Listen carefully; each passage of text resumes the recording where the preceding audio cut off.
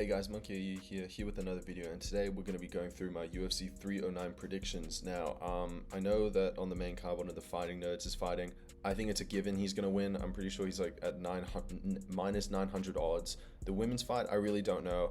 I know that one of them's a gatekeeper, but beyond that, I don't care. Also, there's a Chris Weidman fight on the card, and Jonathan Martinez, some actually pretty interesting ones on the prelims that I will watch and I am interested in. But for the sake of this video, we're just gonna look at the real featured fights that everyone's tuning in for on the main card. Okay, so first fight, Paul Craig versus Bo Nickal.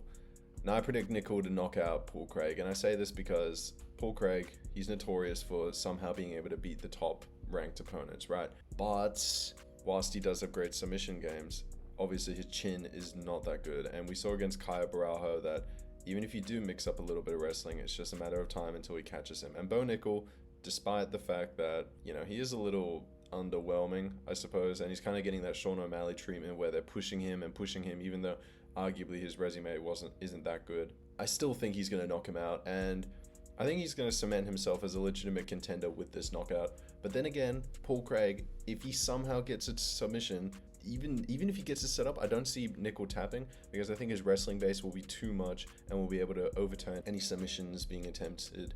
And I just think that Bo Nickal is more well-rounded than Craig. He is the better striking and the better wrestling. Not the better submission, nor does he have the greatest kicks, but still, I just don't think it's going to be enough. So I think Bo Nickal is going to take this.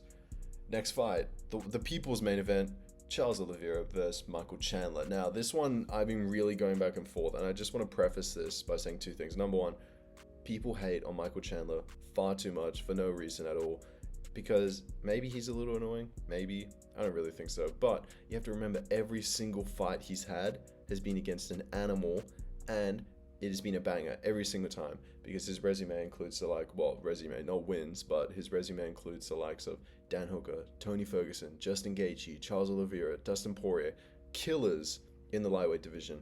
And yes, there is an argument to be made for this fight in particular that it's been too long, the ring rust is going to set in, but I don't think so. I think Chandler has this different mentality, and also you have to remember, a couple months ago he was preparing to go up to welterweight, and he looks great at welterweight, and he looks incredible at 38 at lightweight. It's ridiculous. So because of that, I don't think ring rust is going to be a thing.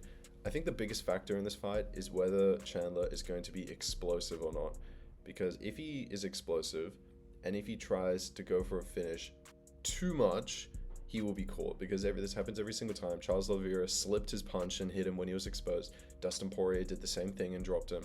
It's going to happen time and time again. So it really comes down to if Chandler does hurt Oliveira and drop him, which I see happening because Oliveira's got a semi-glass chin, I'm just saying.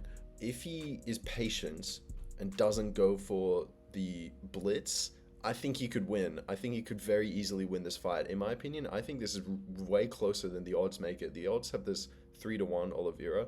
I don't think so. I think this is maybe even a 55-45% fight. It all just comes down to the styles. Now, one other thing you have to remember with Chandler is that he, unlike most of the other opponents, he will actually push Oliveira whenever Oliveira is on the ground. Because think about Poirier, think about Gaethje, whenever they knocked down Oliveira, they didn't go down. They didn't go and try and meet him. And Islam, Arman, and Chandler, who all had the best success against Oliveira, they pushed him when he was down. And I'm just saying, it is possible that Chandler could work Oliveira. But I think Oliveira's striking is a little bit more technically precise. I don't think he has the mentality necessarily that Chandler does, because Chandler knows this is do or die at this point, because realistically, if he loses, what's next? He's number 7.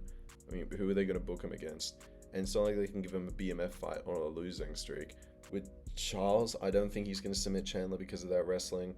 So that's why I'm going to say Oliveira by decision. But I just want to preface this by, if it turns out that Chandler brutally knocks out Oliveira, I'm not going to be surprised. It's very possible.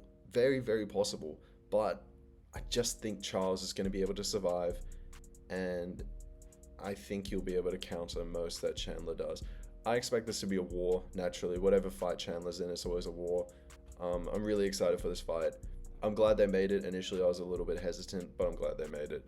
Now, main event, John Jones versus Stipe Miocic.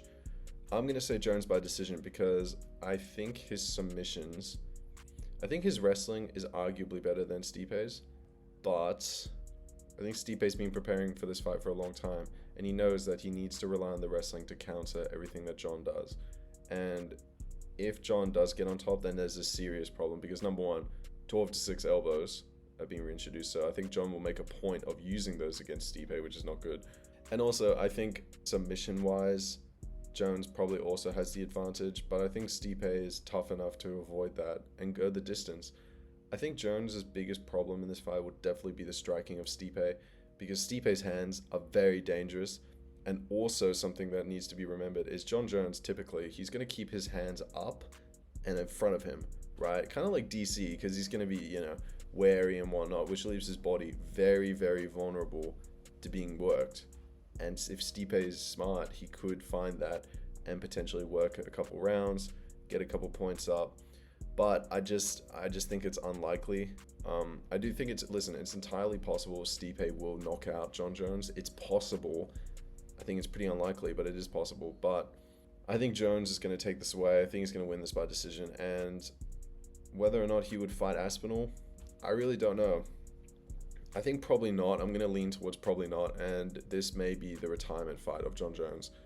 Still, I'm expecting a good fight. If John Jones goes out there and puts away Stipe quickly, then that really does solidify his legacy, other than the fact he ducked Ngannou and Aspinall. But still, it's impressive. And if Stipe wins against John Jones, it would be incredible. It would be nuts. Like, it'd be unheard of. And it would make this a very, very memorable card. So yeah, that just about does it for my predictions. Make sure to leave a like, leave a comment. Do you think these predictions are good, bad? Leave a comment after the fights happened. Roast me if I'm wrong, especially if I'm terribly, terribly wrong. And yeah, check out my other videos. I'll be making more videos. I didn't make a few videos for a while, mainly because I was very busy with uni. But now that that's over, I'm going to put a lot more effort into this channel. So yeah, I'll see you guys in the next video.